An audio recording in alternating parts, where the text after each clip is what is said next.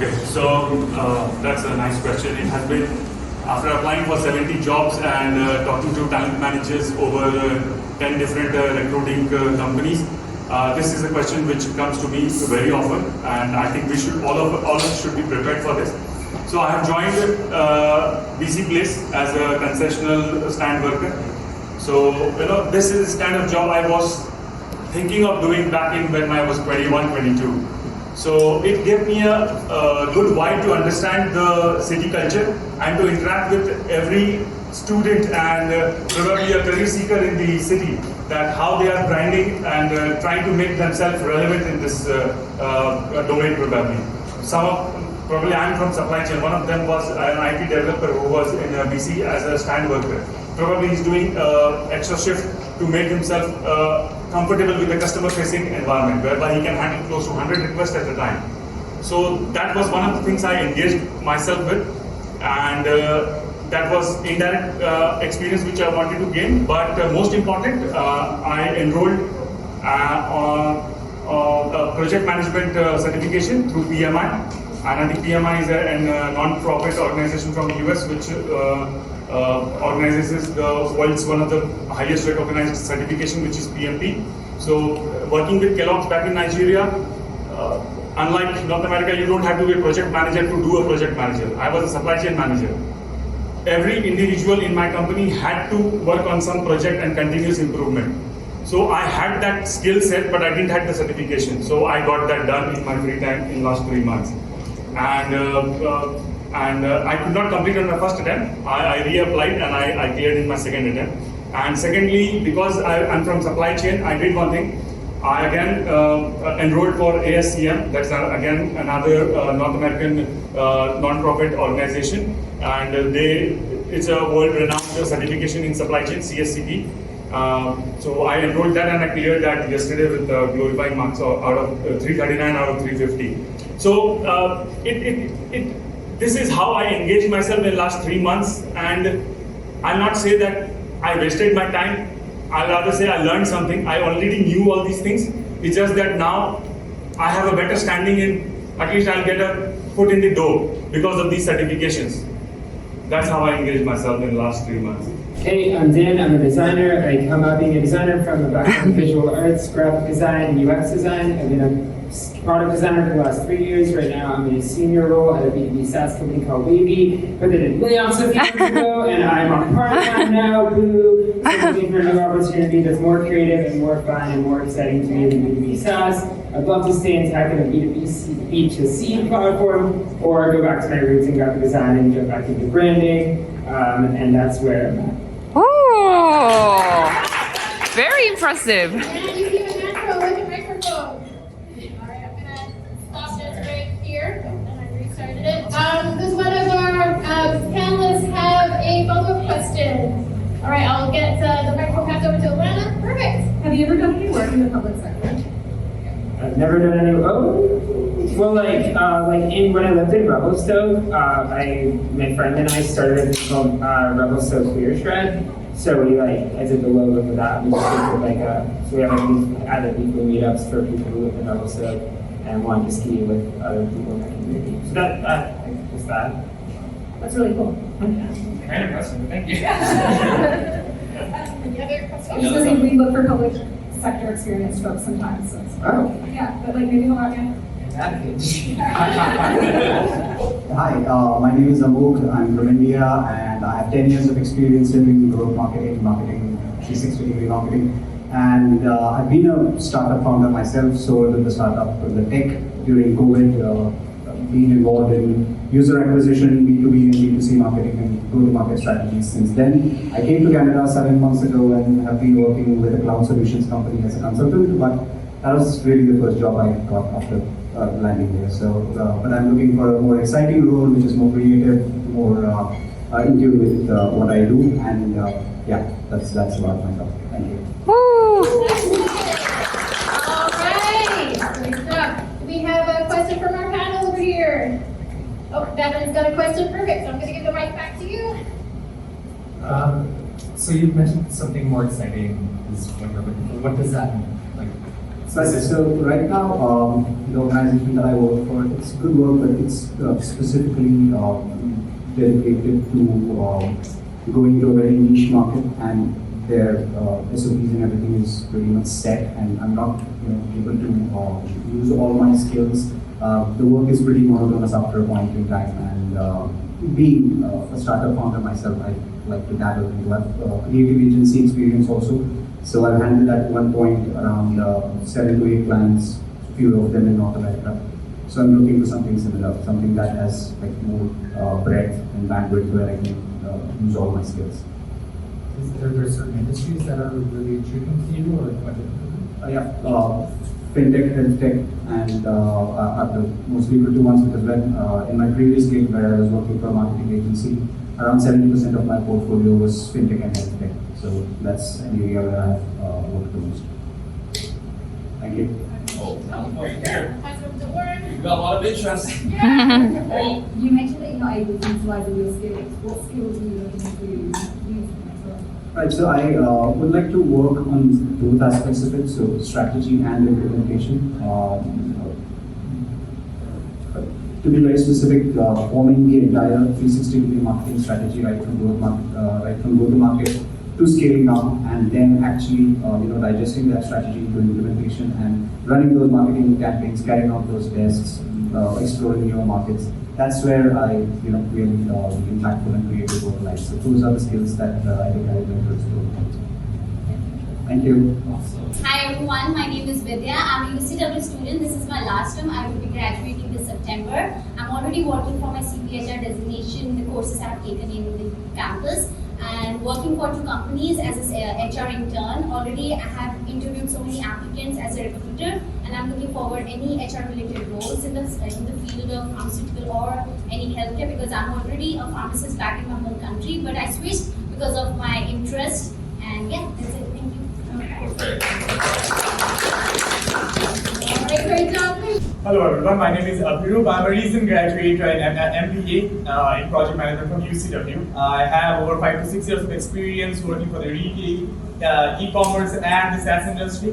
Currently, I would consider myself as a project management specialist, also who has a neck towards customer success and account management. So I would say I am one of the 3 candidates or students who got Scrum certified before even we graduated from our university. Right now I'm working hard towards my PMP certification, and since 3 of my love would be data, technology and people, project management is the best domain which I would choose to explore that particular area. So that has been my thing. Thank you. Woo!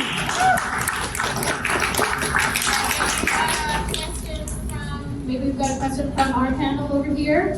From Bureau? We've left you out of this. Do you have? Oh, we can, yeah. Yeah, I mean, all the shoes is pretty good, Joe.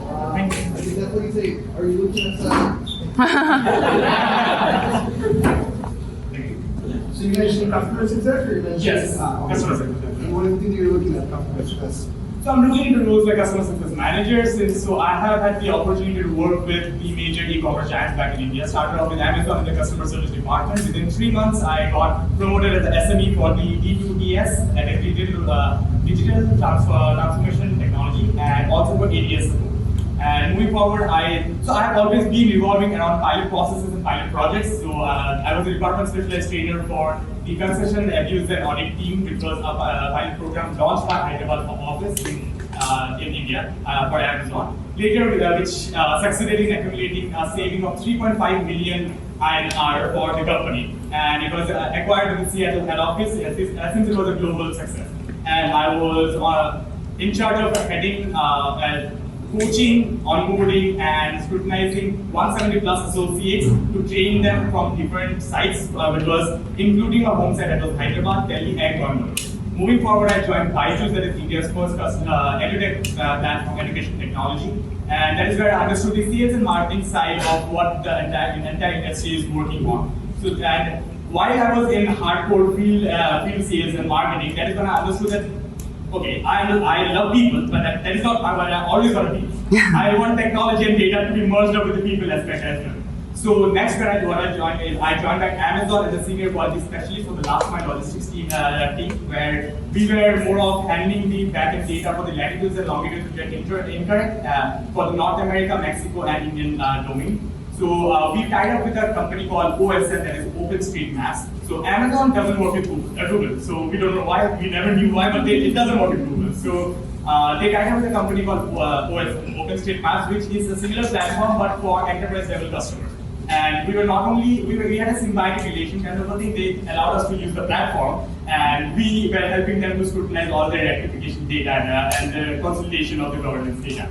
So, and furthermore, when I moved forward from Amazon, I joined Flipkart, that is Walmart's own company, e-commerce platform in India, and I would say the first rival company for Amazon in the Indian domain. I was a national key accounts manager there, and I got the opportunity to join a new team, a pilot team, which launched a new platform called the TwoGood.com, number 2GUD.com. So it was a similar platform like any e-commerce platform, but our main USP was that we wanted to keep our ASP target like within 200 to 600 Indian rupees, and also we were targeting the tier 2 and tier 3 customers from various cities. Because let's be honest, if you're talking about students and professionals who are new in their career, they all want to be acquainted with the new styles and statement whichever is going on in the market. But money is a financial condition is a major question for which arises.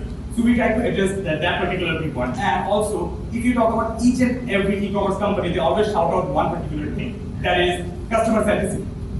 Our main agenda was we wanted to change that particular outlook, and we focused on the seller centricity, because I understand you can keep a customer happy, but if our sellers are not happy, you won't be having the supplies to give the product to the customers, right? So that is where I worked as the national key accounts manager. I spearheaded the launch of 10+ new verticals, including menswear, shoes, kidswear, home furnishings, decor, and paintings as well.